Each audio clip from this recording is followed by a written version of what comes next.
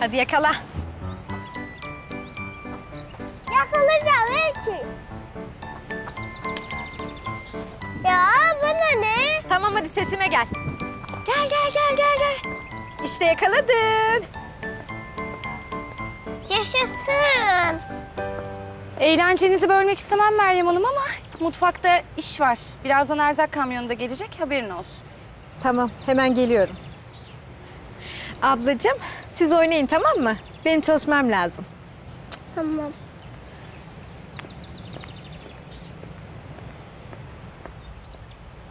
Sen ne oynamayacaksın? Ay aman ne üzüldüm.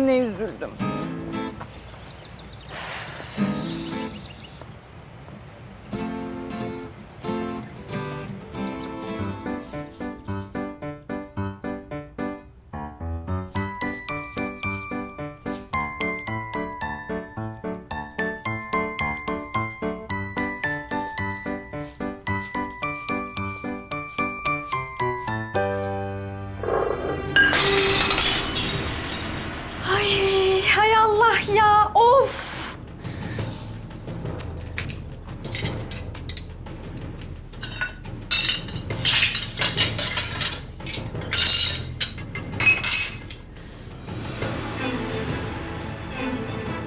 Ömer! Allah Allah nereye gitti bu çocuk? Tüh. Ömer!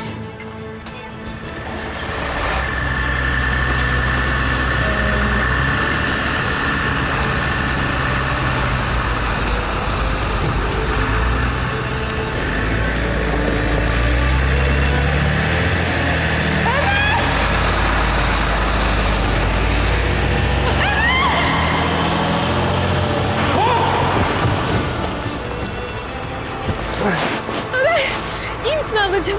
İyi misin ha? Çok şükür. Siz olmasaydınız şimdi Ömer. İyi misin?